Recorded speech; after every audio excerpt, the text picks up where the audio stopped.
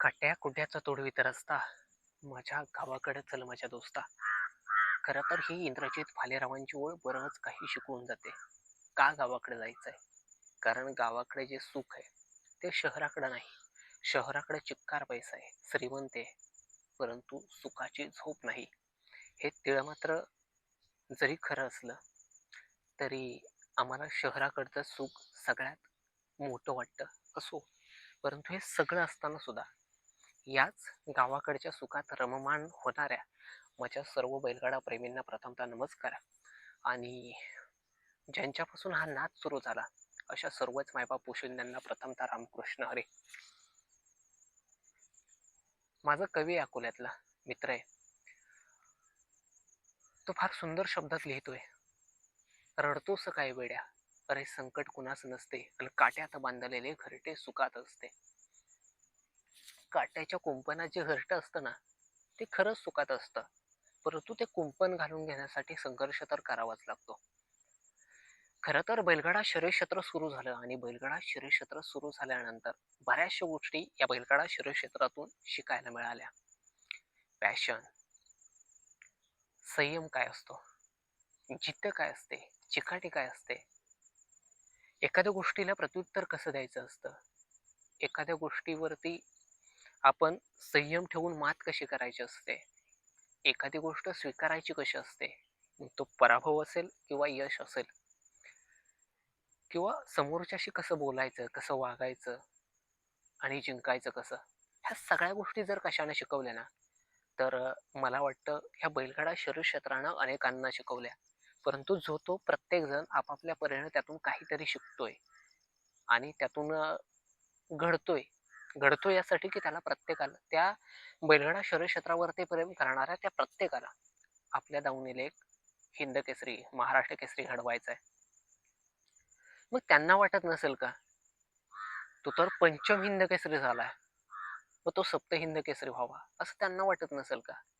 का उगाच त्यांच्यावरती टीका करायच्या? अरे असते एखाद्याच्या आयुष्यात संघर्षाची फेरी, मग ती तर भोगावीच लागते ना. आणि मी तर त्याला महाभारतातला जसा कर्ण होता तसा बैलगाडा शर्यतक्षेत्राच्या कुरुक्षेत्रातला त्याला कर्ण म्हटलंय. यासाठी कारण त्याचा जन्म संघर्षाच्या खाईत आहे, त्याच्या आयुष्यातच संघर्ष आहे.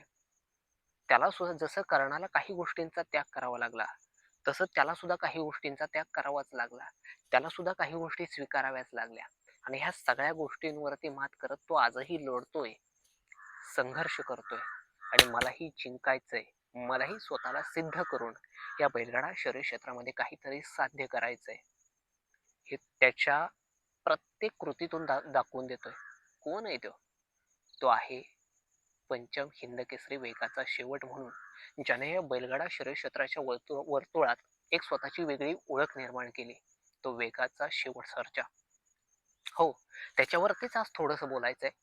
खरं तर त्याच्या सुद्धा आयुष्यात एवढा मोठा संघर्ष आहे की तो संघर्ष म्हणजे न संपणारा संघर्ष आहे की काय, असं मला आज खरंच वाटायला लागलंय. खरं तर त्याच्या मालकांशी मला बोलायचं होतं, पण खरं तर त्यांचा आणि माझा संपर्कच होत नाही. आणि या सगळ्याच गोष्टींमुळं बऱ्याचशा गोष्टी खरं तर वंचित राहिल्या, नाहीतर त्या अजूनही तुमच्यापर्यंत पोहोचवता आल्या असत्या. परंतु जिथपर्यंत त्या गोष्टी मला उमगतात तिथपर्यंत मी तुम्हाला समजून सांगण्याचा प्रयत्न या व्हिडिओच्या माध्यमातून नक्कीच करणार आहे. खरं तर मित्रांनो, पंचम हिंद केसरी ही उपाधी कुणी दिलेली नाही, तर त्यानं ती मैदानं जिंकून त्याला ती बहाल केलेली उपाधी आहे. आणि मग ह्या सगळ्या गोष्टी असताना तो थांबेल कसा? त्याच्या आयुष्यात आज संघर्ष आहे, उद्या यश तर मिळणार आहे, मग त्यांचे पैरे चुकतात का? तर नाही मित्रांनो. ज्यावेळी संघर्षाचा आणि पडतीचा काळ असतो ना, तुम्ही कितीही लढा, तुम्ही कितीही अभ्यास करा, तुम्ही काहीही करा, परंतु तुम्ही कुठं ना कुठं कमीच पडताच त्याच्या, तुमच्या माझ्या नजरेत सुद्धा. आणि जोपर्यंत तो त्या कर्माचा फेरा पूर्ण करत नाही ना, तोपर्यंत त्याला तो संघर्ष स्वीकारावाच लागतो. आणि हेच त्या बैलाच्या बाबतीत घडतंय.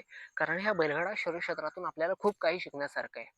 कारण त्या बैलामध्ये संयम आहे, त्याच्यामध्ये जेवढा राग आहे ना तेवढीच करुणा आहे, प्रेम आहे आणि शांती सुद्धा आहे.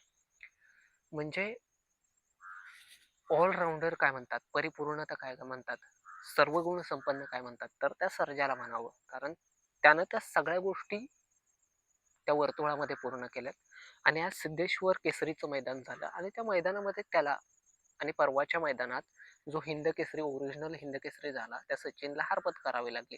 परंतु ते मागच्या एका आठवड्यापूर्वीच्या मैदानात प्रथम क्रमांकाचे मानकरी होते. हारजीत होत असते मित्रांनो. विठ्ठल नानाच त्याच्या गाडीवरती बसल्यावरती एक नंबर होतो असं नसतं. कधी कधी आहे त्या गोष्टी स्वीकाराव्या लागतात. आणि त्यामुळे मला असं वाटतं की त्याचा पैरा चुकीचा आहे असं अजिबात नाही. मला वाटतं त्याला कधी कधी बैल पुरत नाही. कधी कधी त्याचा पळ त्याच्या पैऱ्यातल्या बैलाला सहन होत नाही. म्हणजे कधी कधी त्याला नशीबच साथ नाही. त्याला तो काय करेल. आणि म्हणून मित्रांनो, जो कोणी सर्जा प्रेमी असतील ना, त्यांना या व्हिडिओच्या माध्यमातून मला फक्त इतकंच सांगायचंय, तो ओरिजिनल खिल्लार आहे. म्हणजे आत्ता या महाराष्ट्राच्या बैलगाडा शर्यत क्षेत्रात अनेक बैल येतात, पळतात, थांबतात. परंतु अशी काही ठराविक बैल आहेत ती टिकून पळतायत. मग तुम्ही साताराचा बलमा घ्या, बकासूर घ्या, सुंदर घ्या, मोठा सुंदर. ही बैल आहेत ना, हे टिकून पळणारे बैल आहेत. भारत असेल, मथुर असेल. आणि ही बैल हारली काय, जिंकली काय, त्यांचा पराभव झाला काय, त्यांचा विजय झाला काय, यानं काही फरक पडत नाही. त्यांच्या अंगावरती ज्यावेळी गुलाल पडतो ना, तेच आपल्यासाठी पुष्कळ असतं. कारण त्यांनी स्वतःचा एक वेगवेगळा इतिहास करून ठेवलाय. जसं क्रिकेट क्षेत्रात प्रत्येकाचा एक वेगळं रेकॉर्ड आहे. धोनीचं वेगळं आहे, विराटचं वेगळं आहे, सचिन तेंडुलकरचं वेगळं आहे. तसं ह्या बैलगाडा शर्यत क्षेत्रात त्या प्रत्येकाचा एक वेगळा कर्तृत्व आहे, प्रत्येकाचा एक वेगळा चाहता वर्ग आहे. आणि म्हणून सर्जाप्रेमींना या व्हिडिओच्या माध्यमातून मला फक्त इतकंच सांगायचंय, संयम ठेवा मित्रांनो. कारण येणारा दिवस हा सर्जाचा नक्कीच असणार आहे. कारण तो थांबणार नाही. तो थांबलाही नाही आणि थांबलाही नव्हता. कारण त्याचा संघर्ष आजही सुरू आहे. तो लवकरच सप्तहिंद केसरी व्हावा आणि ती माझ्या मनातली इच्छा परमेश्वरानं ऐकावी, चाहत्यांची इच्छा ऐकावी आणि त्याच्या गुलालाचा काळ लवकरच सुरू व्हावा ही ईश्वरचरणी प्रार्थना करतो. आणि भेटूयात अशाच एका नव्या व्हिडिओमध्ये. तोपर्यंत जय महाराष्ट्र मित्रांनो.